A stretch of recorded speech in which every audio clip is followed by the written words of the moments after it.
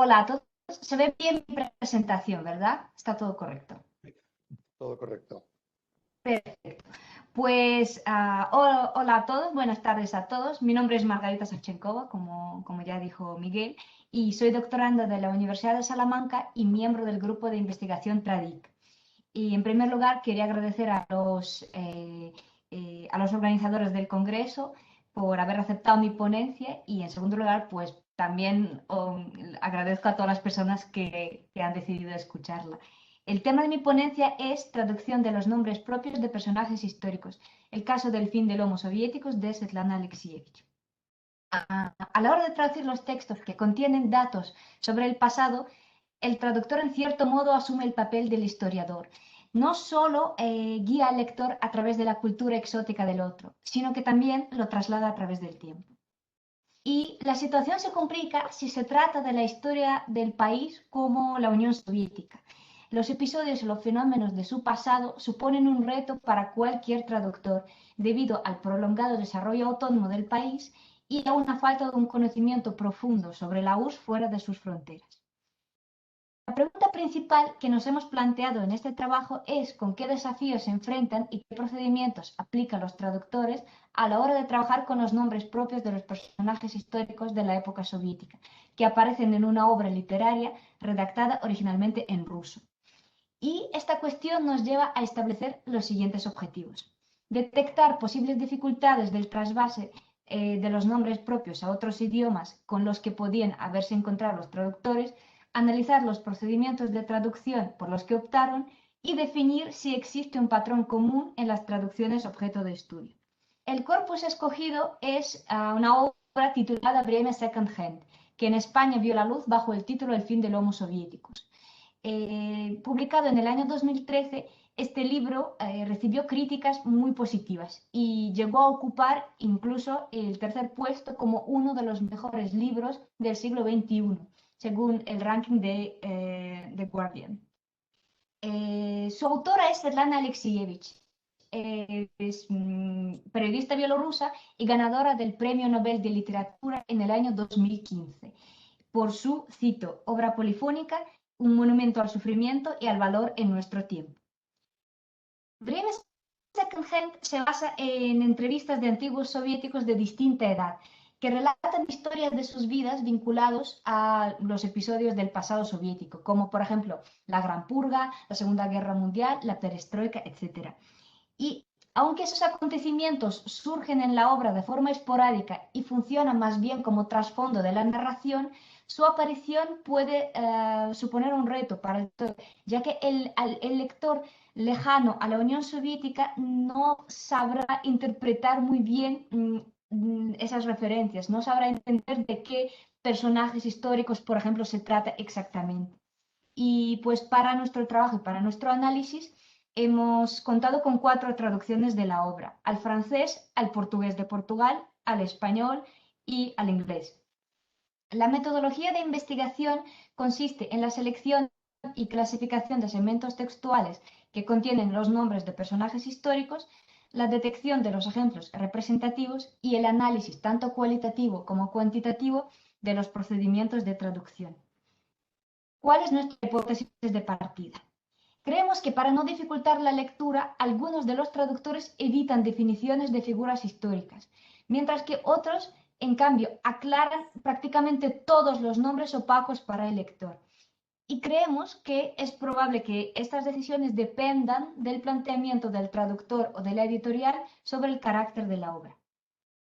Antes de pasar al análisis, queremos centrarnos en el problema del género de la obra de Alexievich y también aclarar qué procedimientos de traducción hemos utilizado para el análisis. ¿Cómo podríamos caracterizar el género en el que trabaja Alexievich? Pues mientras que unos investigadores califican su obra como ficcional, hay otros que insisten en que se trata de no ficción. Y es verdad que los libros de Alexievich tienen un claro componente documental, pero a su vez hay estudios que demuestran cómo la autora manipula los datos y también cómo altera los testimonios de sus entrevistados. Nosotros realmente pensamos que estamos ante un género híbrido. es decir, bueno, es decir, que de un género que se nutre, en este caso, del periodismo y de la literatura, y que navega entre las fronteras de no ficción y de ficción.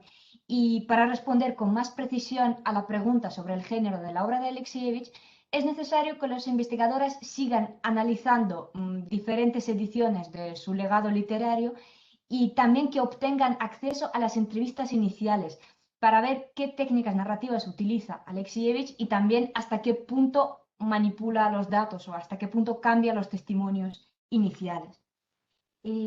Cuando hablamos de los nombres propios, es imposible no acordarnos de la tesis de Javier Franco Ayala sobre este tema. Y para efectuar el análisis de la traducción de los nombres propios, en nuestro caso, hemos acudido a su propuesta sobre las estrategias y sobre los procedimientos de traducción de los nombres propios.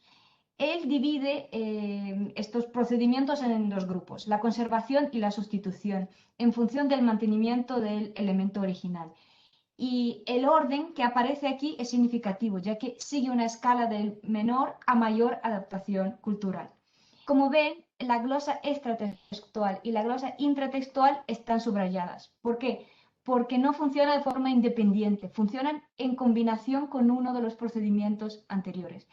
A los que les interesa revisar con más detalle esa propuesta, también se puede consultar en la enciclopedia de la IETI, que está online. El número de los nombres propios de figuras históricas que aparecen en la obra de los soviéticos es elevado. Según Shevchenko, son unos 113 nombres. A pesar de que en la primera etapa de nuestro diseño del corpus hemos recopilado una gran cantidad de referencias a personajes históricos, para el análisis nos hemos limitado a 25 nombres relacionados con la política soviética, la guerra civil rusa y la Segunda Guerra Mundial. No tendremos en cuenta en nuestro análisis a los personajes del ámbito cultural, a pesar de que, por supuesto, también aparecen en la obra. En este contexto es importante hacer hincapié en que no todos los personajes del pasado soviético son opacos para el lector no preparado. Las figuras históricas que surgen en las páginas de El fin de Homo soviéticos se pueden dividir en tres grupos. Símbolos de la URSS en Occidente, como Lenin, Stalin, Gorbachev, Trotsky, por ejemplo.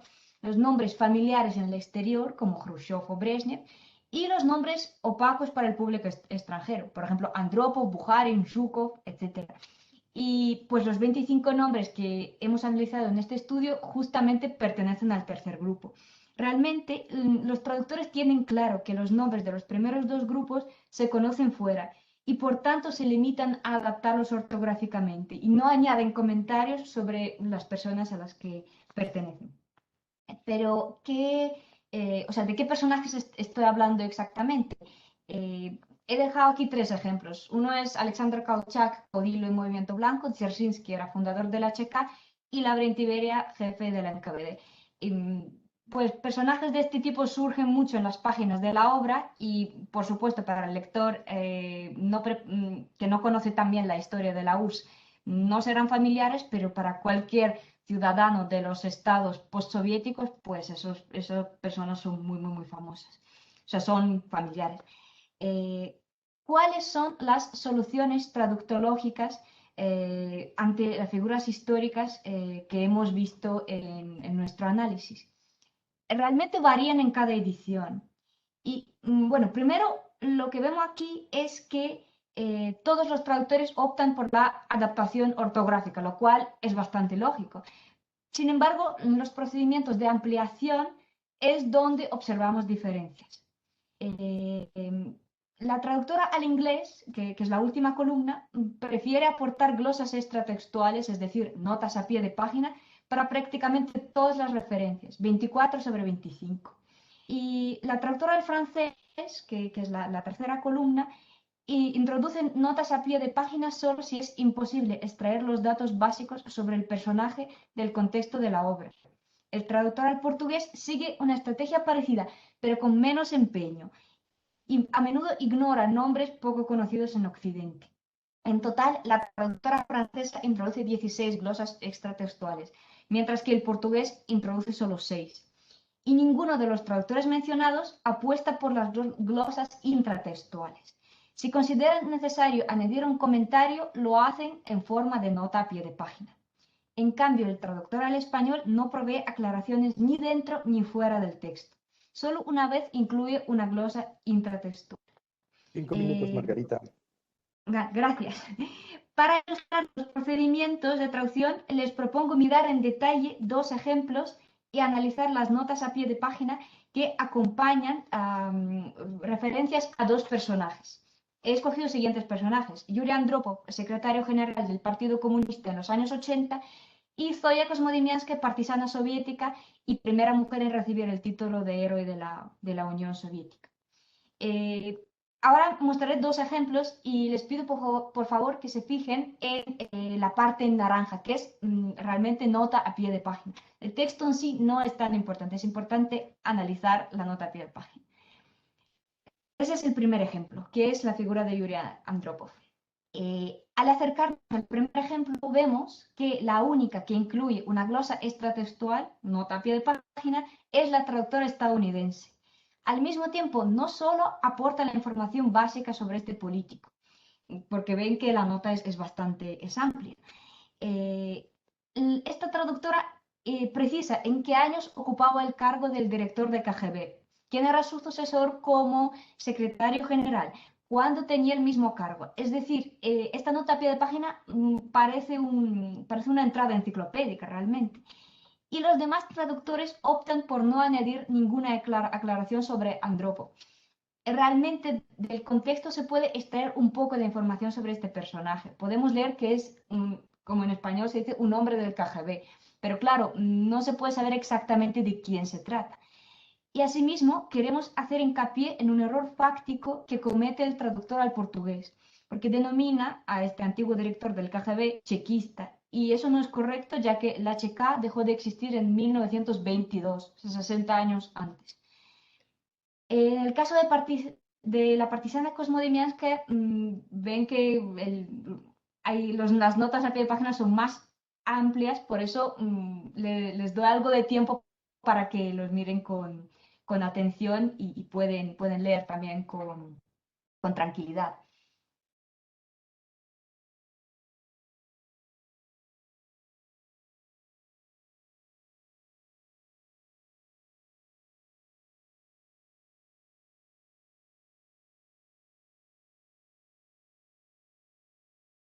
Pues en este caso, igual que en el caso de Andropov, si nos fijamos en la traducción al inglés, vemos que la traductora sigue el mismo patrón.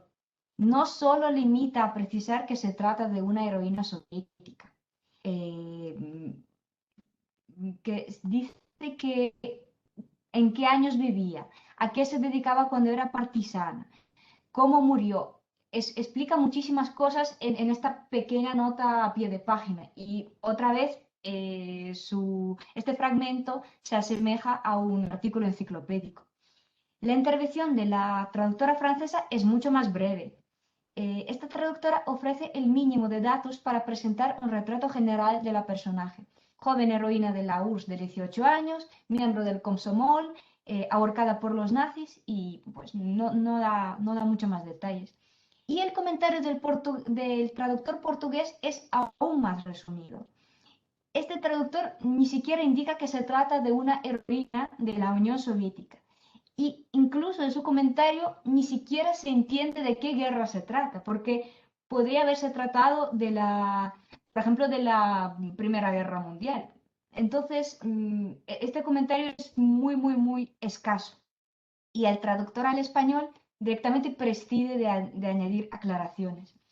A nuestro juicio, los ejemplos del tratamiento de los nombres de Andropov y Kosmodymianskaya, al igual que otros ejemplos que no hemos podido analizar en esta ponencia, demuestran que los cuatro traductores actúan en función del género que atribuyen al Brena Second Gen. Bueno, en primer lugar hemos ratificado nuestra hipótesis de que, si bien algunos de los traductores evaden definiciones de ciertas referencias históricas para no entorpecer el hilo de la narración, hay otros que optan por acercar el texto al lector en la medida de lo posible, a través de ampliaciones. Y como ya hemos mencionado en el principio, la narrativa de Alexievich se suele atribuir a distintos géneros literarios: ficción, no ficción, un género de carácter híbrido.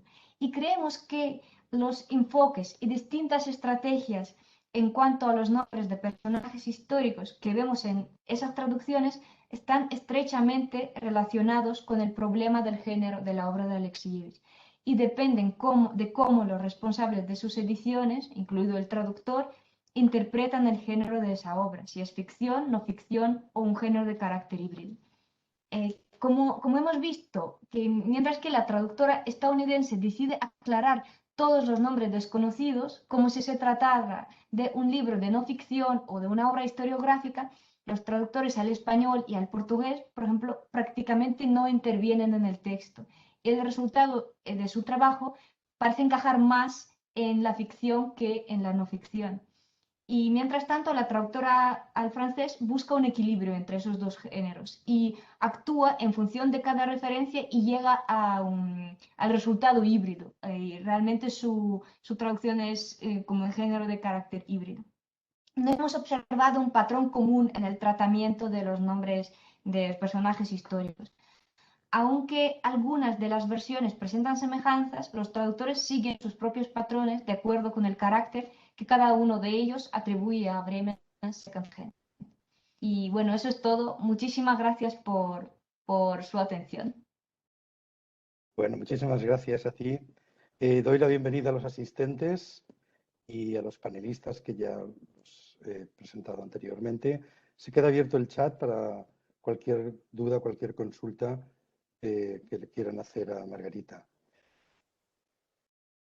Hay una pregunta de Angélica que dice: ¿crees que el contexto relacionado con la Guerra Fría hace que la traducción en inglés sea más precisa o incluye más información que las otras?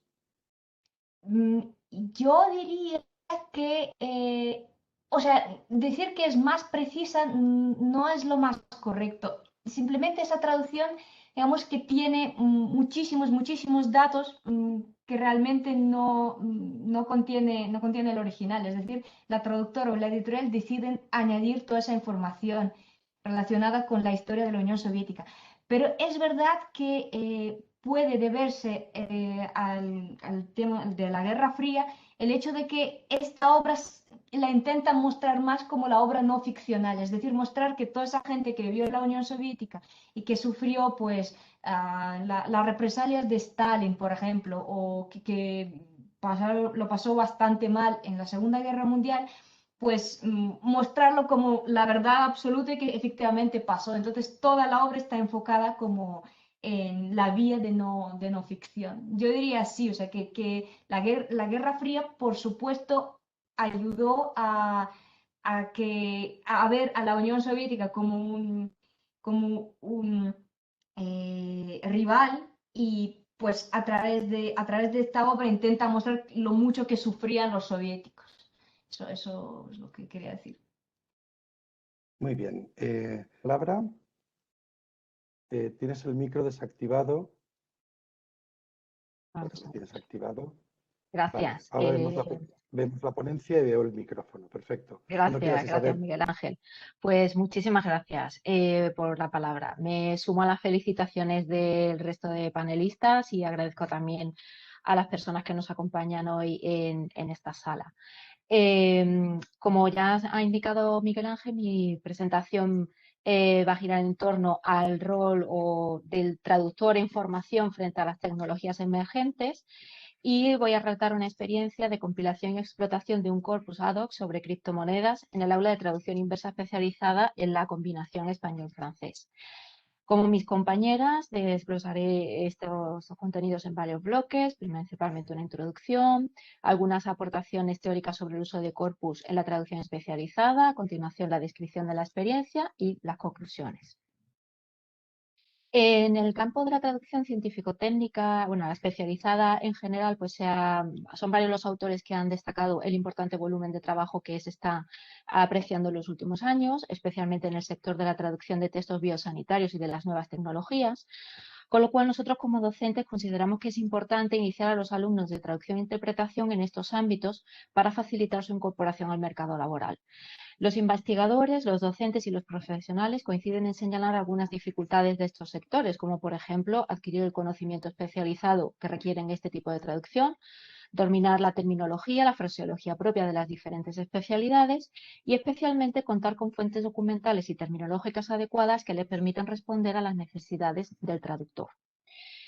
Actualmente disponemos de distintas fuentes, pero algunas de ellas presentan carencias y es preciso recurrir a herramientas tecnológicas específicas, sobre todo en determinados ámbitos de especialidad.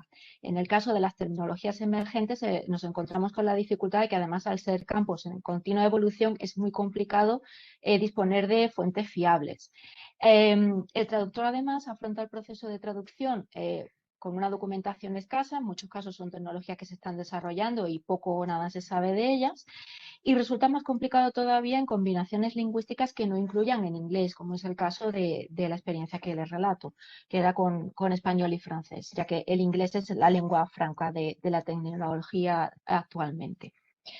Así pues, consideramos que era necesario poner a los alumnos en contacto con este ámbito y proponerles actividades en las que conjugaran sus competencias que habían desarrollado a lo largo de sus años de estudio, aplicarlas a la resolución de problemas de traducción concretos y así ayudarles a mejorar su competencia traductora y a ganar confianza de cara a una incorporación al mercado laboral. Y por este motivo propusimos la actividad de creación de un corpus ad hoc sobre criptomonedas en general y Bitcoin en particular para explotarlo en el aula de traducción inversa especializada. El uso de corpus en la formación de los alumnos de traducción ha sido siempre un tema constante en el caso de la investigación. Son muchos los autores que han destacado las necesidades documentales del traductor en el contexto actual, que no se pueden suplir solo con las fuentes de consulta tradicionales, como diccionarios y glosarios, por lo que deben contar con herramientas específicas que les permitan suplir las carencias de esa fuente. Y en este punto es donde surgen los corpus textuales, que adquieren cada vez más importancia y van demostrando su utilidad progresivamente. Por ejemplo, para adquirir el conocimiento experto ad hoc, para elegir equivalentes terminológicos precisos, para identificar y aprender determinadas estructuras fraseológicas o colocaciones típicas de un determinado contexto comunicativo y para mejorar la adecuación lingüística, la adecuación estilística, perdón, del texto meta. Así pues, decidimos incorporar el uso de corpus textuales en la formación de los estudiantes de traducción e interpretación para ayudarles a mejorar su competencia traductora. En nuestro caso desarrollamos esta experiencia en los cursos 17-18 y 18-19 con los grupos de traducción inversa B y técnica de traducción inversa C. Ambas son asignaturas de cuarto curso de primer semestre. La primera es obligatoria y la segunda es optativa y ambas tienen una carga de 6 créditos en CTS. En la guía docente se especifica que es el primer contacto del alumno con la traducción inversa, aunque en algunos casos algunos alumnos ya habían tenido un contacto previo con esta modalidad de traducción en otras asignaturas, aunque no es obligatorio y siempre queda a criterio de cada profesor. Siendo asignaturas de cuarto, pues cabría esperar que los alumnos hubieran desarrollado ya a cierto nivel determinadas subcompetencias de la competencia traductora, como pudieran ser las lingüísticas y textuales, culturales, instrumentales, socioprofesionales, estratégicas, interpersonales, actitudinales y psicofisiológicas, y que deberíamos incidir especialmente en las temáticas y terminológicas propias del texto que íbamos a trabajar. La actitud de los alumnos respecto a las asignaturas de traducción inversa suele ser bastante negativa. Se encuentran muy inseguros, no tienen la confianza que requiere al menos comenzar, ¿no?, en sus capacidades para expresarse correctamente la lengua B o C. Y nos sorprendió mucho comprobar que esa postura también es compartida por el propio docente, como en mi caso, y el de otros, como destaca Lorenzo, e incluso por el traductor profesional. También nos relataban los alumnos dificultades para aplicar correctamente las técnicas documentales que habían aprendido a lo largo de los diferentes años para seleccionar fuentes de consulta fiables y útiles para la traducción inversa en concreto. Entonces, desarrollamos la actividad con varios objetivos, pues desarrollar la competencia traductora en español-francés, pero tratando de integrar en el aula todo lo que habían aprendido en las asignaturas de grado, sobre la lengua L2, sobre terminología, herramientas de gestión de corpus, técnica de traducción, etc.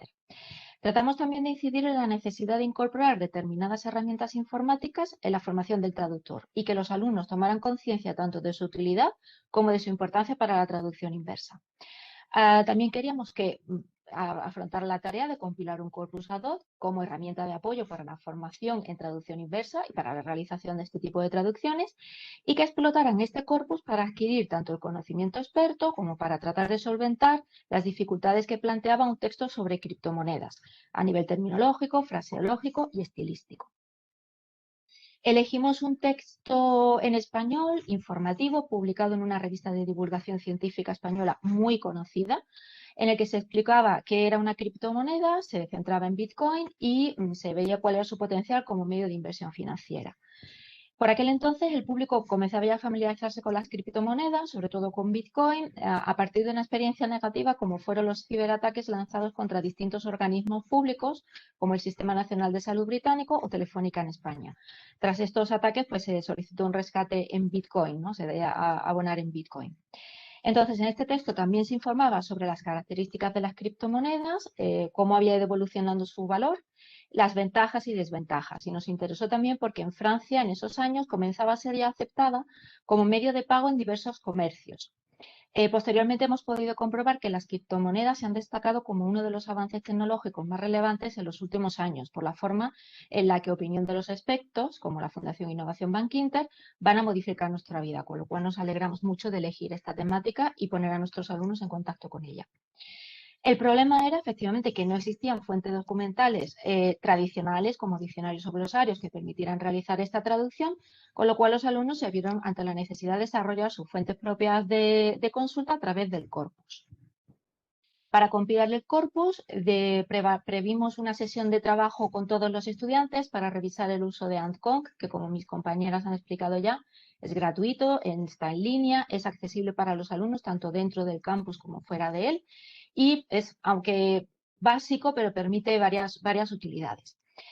Revisamos cómo se utilizaba, cuáles eran las aplicaciones básicas, porque había varios estudiantes Erasmus que no lo conocían y otros alumnos que no habían cursado la asignatura de herramientas informáticas.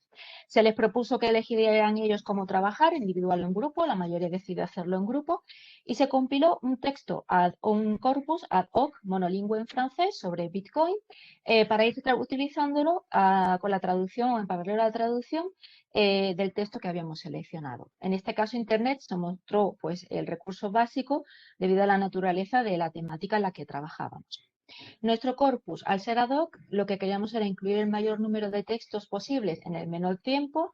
Nos decantamos preferentemente por textos divulgativos para adecuarlos al texto original, sin descartar otros porque la falta de documentación era importante. Además, siguiendo la propuesta de Vargas Sierra, pues incluir distintos textos o de niveles diferentes pues permitiría afrontar diversas situaciones comunicativas en un futuro. Los textos estarían en soporte electrónico porque era la forma que teníamos para acceder a ellos, era la información que se disponía sobre Bitcoin hace 4 años, pues era fundamentalmente el soporte electrónico, con lo cual Internet fue nuestro mejor aliado. Y sí que nos enfrentamos a la cuestión de si los textos que estábamos seleccionando ante esa falta de documentación serían o no fiables. Pero bueno, seguimos los patrones de Sánchez-Gijón, que afirma que a lo mejor la falta de fiabilidad de uno o dos textos concretos se ve compensada en cierta medida por la fiabilidad de un conjunto de textos. Solicitamos que el corpus tuviera al menos 20 documentos, pero ese corpus se fue ampliando durante las semanas en las que desarrollamos esta tarea y la mayoría de los grupos sobrepasaron los 30 documentos. Así pues, compilamos el corpus en 3 fases, la fase documental, la fase de compilación y la fase de análisis. Isabel, Ya dispones todavía de 5 minutos, ¿eh? Gracias, Miguel Ángel. Ya con el corpus recopilado, pues procedimos a utilizarlo y a explotarlo para la traducción del texto. Y nos resultó extremadamente útil en la resolución de determinadas dificultades, tanto terminológicas y conceptuales como fraseológicas y sintácticas. Por ejemplo, para la elección de equivalentes en la lengua meta, los alumnos tuvieron que aclarar conceptos como criptomoneda con guión o sin guión, monnaie numérique, monnaie electrónica, cibermonnaie, devise électronique, ver cuáles eran las diferencias entre estos términos. También, por ejemplo, para determinar si Bitcoin debía escribirse con mayúscula o con minúscula, porque en el texto que habíamos elegido se alternaba sin aparente aleatoriamente. Decidir también entre cuáles de los términos serían más frecuentes, como Bitcoin Wallet, medio anglicismo, medio término en francés, portefeuille Bitcoin, portemonnaie Bitcoin, e incluso pues decantarnos entre anglicismos muy frecuentes como blockchain y términos acuñados en francés por instituciones como Francetel como chaîne de bloc. Entonces, desde el punto de vista terminológico resultó muy útil. También desde el punto de vista de las colocaciones o de las combinaciones. Mientras que los estudiantes se decantaban por verbos como surpasser para sobrepasar, comprobamos en el corpus que el término que se asociaba con mayor frecuencia a este hecho de sobrepasar un determinado valor era dépasser. Y pues combinaciones siempre de preposiciones que son complejas, ¿no? La monnaie a été revalorisée de 10%, que era la preposición, la última en la que hubieran pensado los estudiantes. Una vez terminada la tarea, pedimos una valoración de los alumnos, confesaron que tenían una reticencia inicial porque consideraban que era una inversión de tiempo importante, pero una vez terminada la experiencia, dieron una evaluación muy positiva porque vieron que habían conseguido optimizar ese tiempo invertido en la fase de documentación. Además, confirmaron que había aumentado su confianza en las tareas de traducción inversa, antes de las que tenían cierto temor, y comprobaron que el corpus le permitía justificar adecuadamente las opciones de traducción por las que se habían decantado. Cuando analizamos los textos definitivos, pues vimos que la producción tenía una calidad bastante aceptable. Y ya para concluir, las reflexiones que trajimos como docentes de esta experiencia. Como profesores, creo que somos más conscientes que nunca de que es necesario introducir el uso de corpus textuales y de otras herramientas informáticas en la formación de los estudiantes de traducción e interpretación, debido sobre todo a las demandas del mercado profesional, que como mis compañeras ya han indicado, demandan un traductor cada vez más versátil, que entregue en plazos de entrega cada vez más breve. Además, estas herramientas se han mostrado especialmente útiles cuando se trata de la traducción inversa, especialmente en ámbitos que están en continua evolución y en los que es difícil localizar fuentes actualizadas. Supone un gran beneficio para los estudiantes en nuestra opinión, porque para la traducción inversa disminuye la sensación de inseguridad inicial y mejora la competencia traductora a varios niveles. Y nosotros como profesores, pues bueno, constatamos la necesidad de una coordinación horizontal y vertical, porque muchos de los estudiantes conocían el programa, pero nunca lo habían aplicado a un ejercicio de traducción en concreto. Entonces, consideramos que bueno, es nuestra obligación ir aplicando esas herramientas a tareas concretas para que vean que toda su formación tiene un sentido, que todo está bien organizado y bien engranado. Y finalmente, pues bueno, que seamos conscientes de que somos nosotros la llave, ¿no? Para que propongamos actividades en las que se vayan interrelacionando estas distintas subcompetencias, no solo las lingüísticas o las terminológicas, sino también las herramientas, ¿no? Que forman parte de la competencia del traductor para que la formación de nuestros futuros egresados sea lo más completa posible y que ellos también sean conscientes de su potencial, de todo lo que abarca su formación y de cómo se puede aplicar al mercado profesional. Muchísimas gracias por su atención. Bueno, muchísimas gracias, Isabel, por una presentación tan clara y tan elaborada.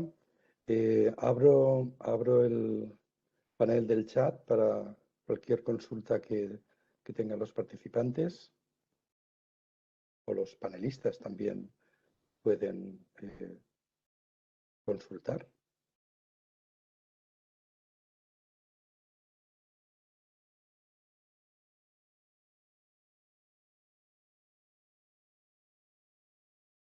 Isabel, ¿has pensado en hacerles, como en el trabajo anterior de Nati y de Teresa, algún tipo de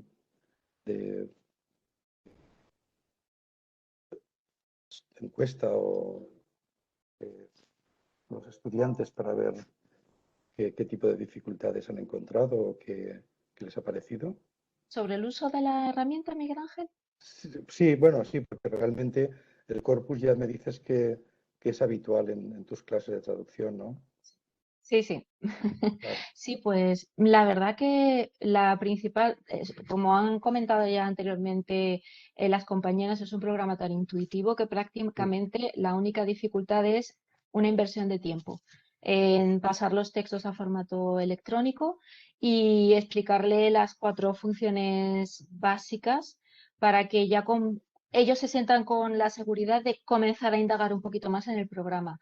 Además hay un manual disponible en línea, entonces ellos han podido consultarlo y han podido ir resolviendo las cuestiones que le iban surgiendo puntualmente, las han podido ir resolviendo ellos.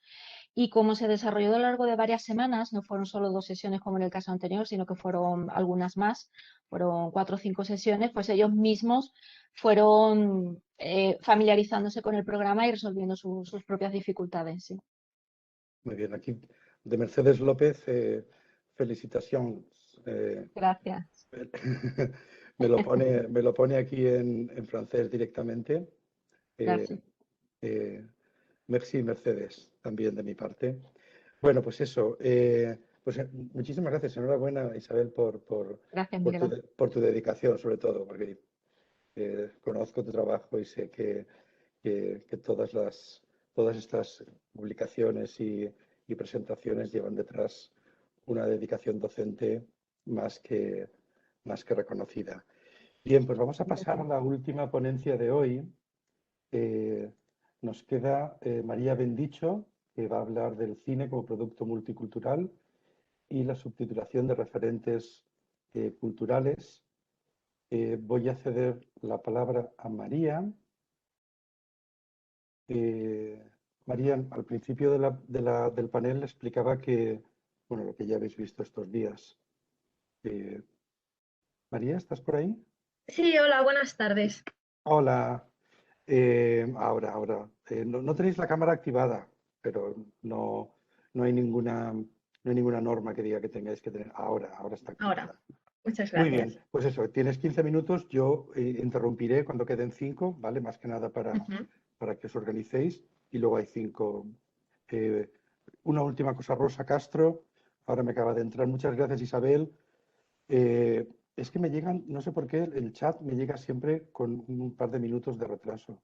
Bueno, no, que lo ha escrito ahora mismo. Bueno, pues Isabel, como tienes acceso al chat, habla que pregunta Rosa Castro que le comentes con mayor profundidad los criterios para el corpus.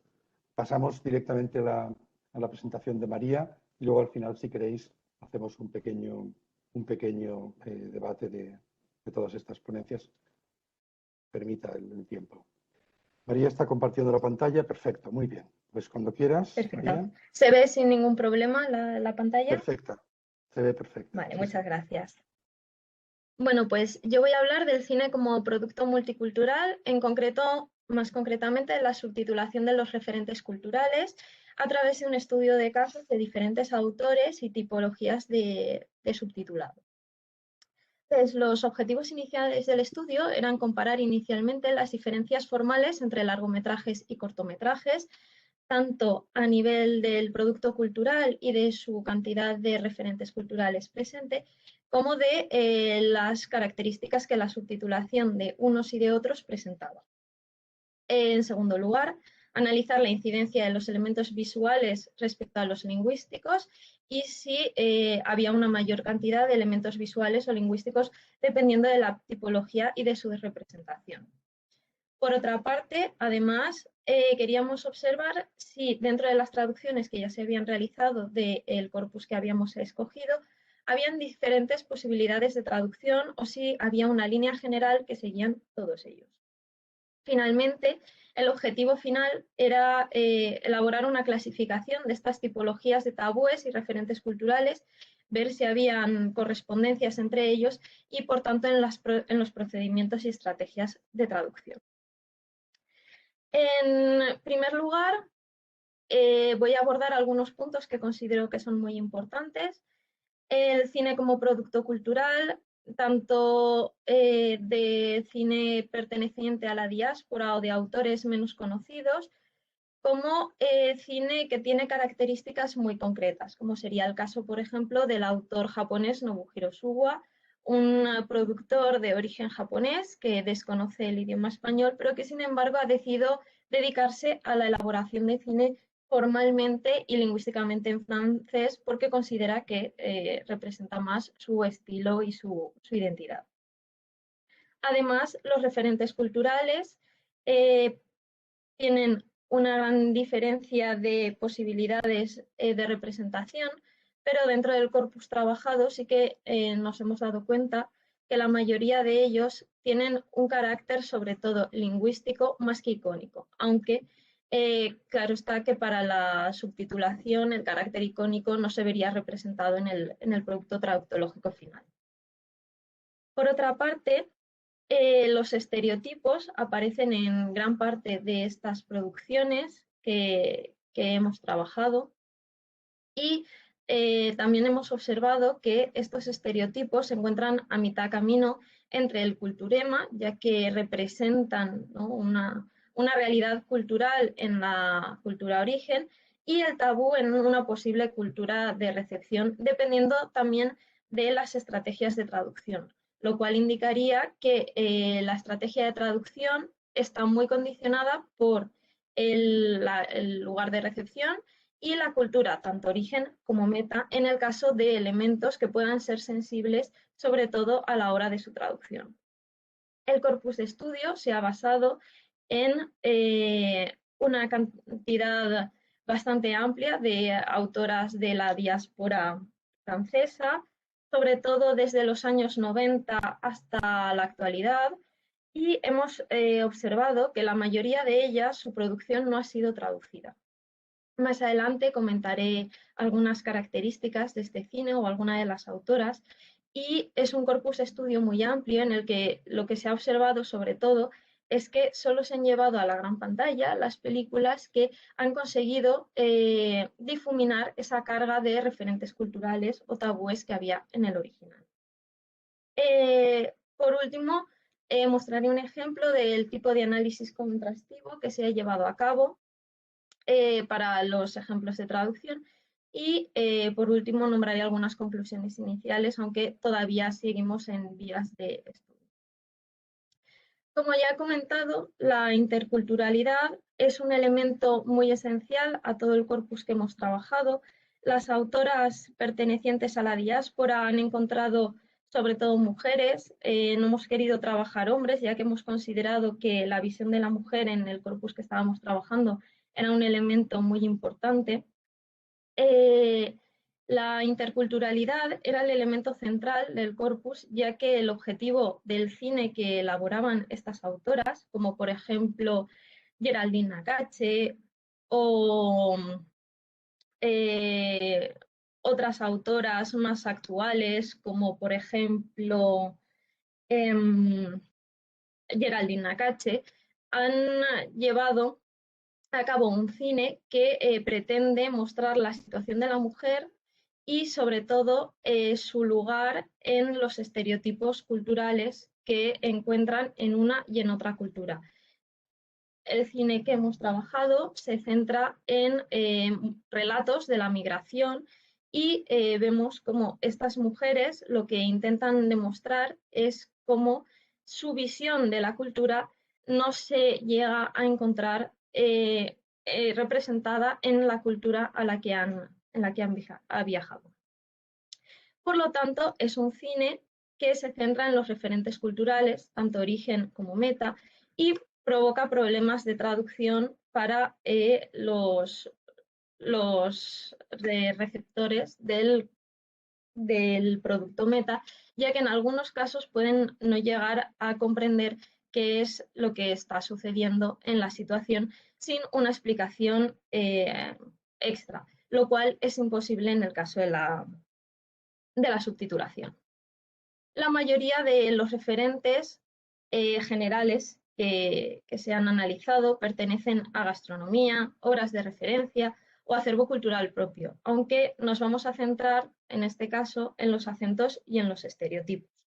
Dentro de este corpus de películas de las mujeres magrebíes, los acentos no estaban casi presentes, como por ejemplo en otras producciones más recientes o de carácter más popular, como Bienvenue chez les Filles y el cine asociado a Dani Boom, o a otras producciones españolas como Ocho apellidos vascos o catalanes y todo este tipo de películas, que también, por otra parte, requerirían un análisis concreto de las estrategias de traducción para los estereotipos que están representados. Sin embargo, tanto en unas como en otras, los acentos sí que suponen un rasgo característico de la representación de los personajes y de su identidad, lo cual nos hace ver que esta característica es un elemento conductor de la representación de los personajes, tanto en unas películas como en otras. Por lo que respecta a los estereotipos, sí que son una realidad cultural, es una representación. Encontramos dos tipos de estereotipos, los estereotipos positivos y los negativos. Los primeros serían simplemente una evidenciación de la realidad cultural existente, mientras que los segundos se utilizarían como un elemento humorístico y también caracterizador. Hago referencia, por ejemplo, a películas como Un franco, 14 pesetas o Dos francos, 40 pesetas, en los que el elemento caracterizador del personaje español en toda la trama que representa un viaje de diáspora constituiría también una cierta caricaturización del personaje, como podemos establecer una comparativa con los personajes que a la inversa se encuentran caracterizados de manera caricaturesca cuando llegan a la cultura meta, en vez de al contrario. Así que dentro de la subtitulación, esta cuestión que constituiría un elemento central para el producto en su lengua origen, pasaría a constituir un elemento contextual o simplemente marginal en una posible traducción si la subtitulación no llegara a representar ese elemento que, por otra parte, de manera textual es muy compleja de representar. Finalmente, otra de las cuestiones que hemos reflexionado en relación al corpus es si estos estereotipos y estas caracterizaciones lingüísticas y no lingüísticas que aparecen en las películas se podrían convertir en un tabú en la lengua meta a través de una posible traducción, ya que en el caso, por ejemplo, de un acento, al ser traducido por otro acento que perteneciera a la lengua meta, podría contribuir a aumentar los estereotipos que existen entre los hablantes de la lengua meta en la cultura meta. Por ejemplo, hago referencia a las relaciones culturales que se establecen entre españoles que hablan una variedad de lingüística u otra, que a veces se encuentran caracterizadas o sesgadas por ciertas ideologías o características del pensamiento. Por lo tanto, dentro del cine franco-magrebí, podemos destacar como un cine especialmente representativo de las características culturales las autoras de las diáspora que he nombrado anteriormente, pero también en comparación encontramos una cierta similitud con el cine español de la migración. Tanto una como otra harían referencia al viaje de unas personas que pertenecen a una cultura hacia una segunda cultura meta, y el relato de la migración sería el hilo conductor para la representación de esta identidad.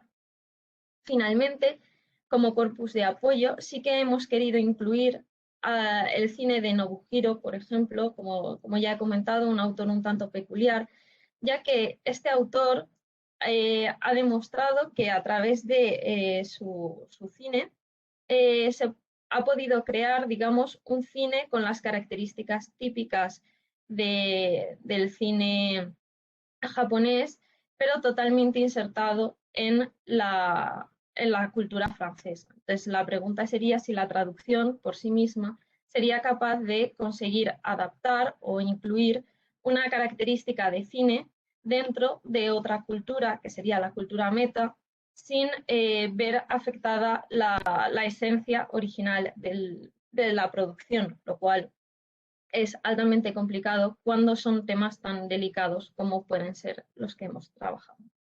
5 minutos, María. Muchas gracias.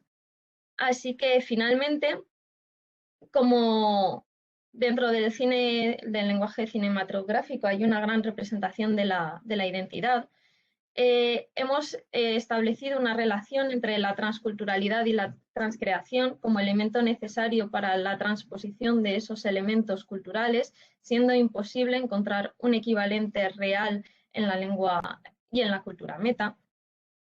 Y también la imposibilidad muchas veces de que la traducción, en este caso la subtitulación, que es la que trabajamos, represente al 100% la alteridad original que se ha presentado en las producciones.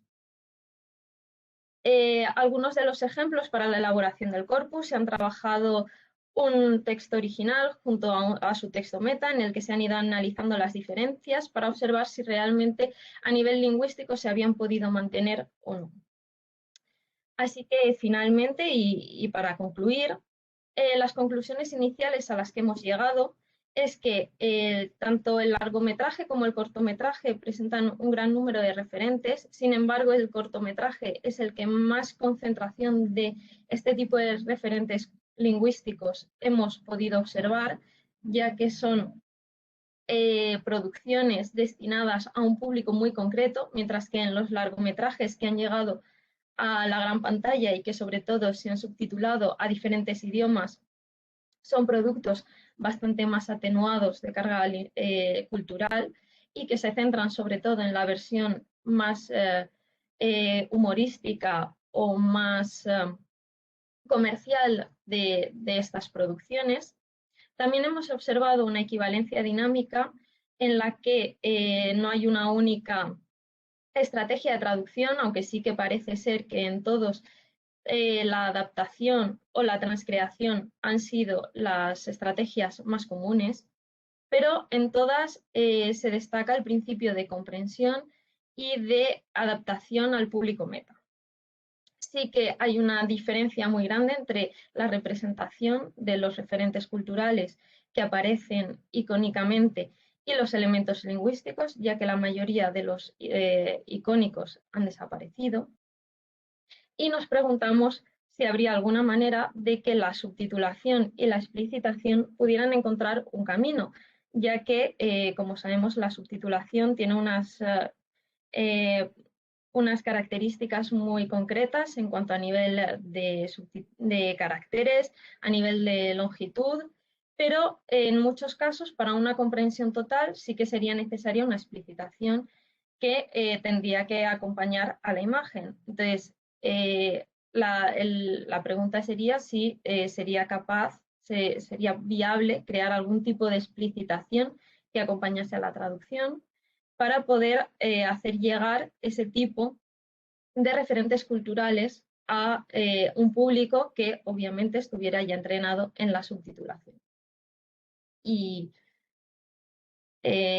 adjunto algunas de las referencias en las que nos hemos basado para el estudio, y es un estudio que todavía continúa abierto y en el que esperamos poder llegar a encontrar una pauta concreta o poder encontrar una propuesta de subtitulación que abarque todos estos elementos que en muchos casos quedan perdidos en el proceso de traducción. Muchas gracias. Muchísimas gracias a ti, María. Abro el chat para cualquier consulta que haya de los participantes o de los panelistas. A mí especialmente también me resulta muy interesante este tema de las restricciones no técnicas de la traducción de referentes culturales en subtitulado. ¿Habéis utilizado o estás utilizando las traducciones directas del francés o estáis utilizando?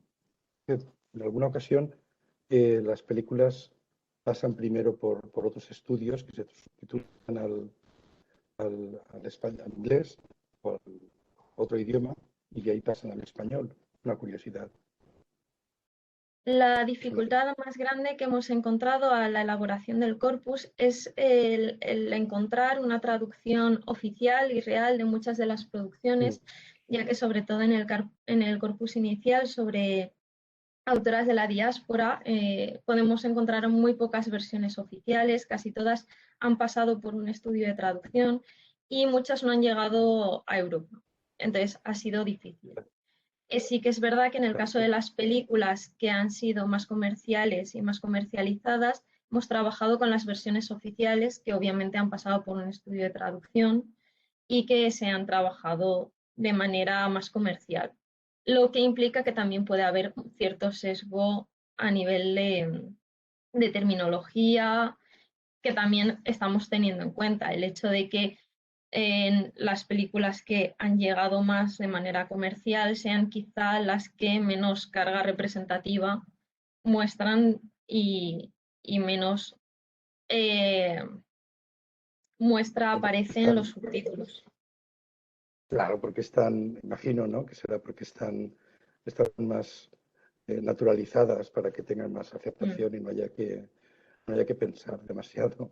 Mercedes López te dice que es muy interesante, gracias. Gracias. Y no veo ninguna cuestión más.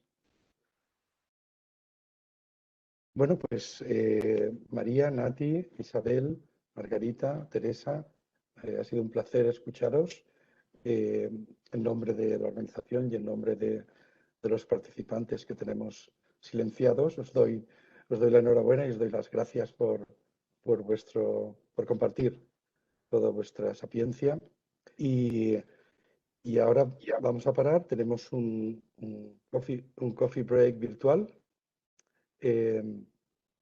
Si tenéis algún comentario en general o queréis aportar algo más, a las 10 continúan las ponencias y ahora pues bueno, vamos a aprovechar estos pasillos virtuales para encontrarnos con nosotros mismos. Bueno, un placer de verdad. Apagamos aquí la sala y espero que pronto podamos reunirnos en vivo y en directo. Hasta luego a todos. Gracias. Muchas gracias. Gracias. Gracias.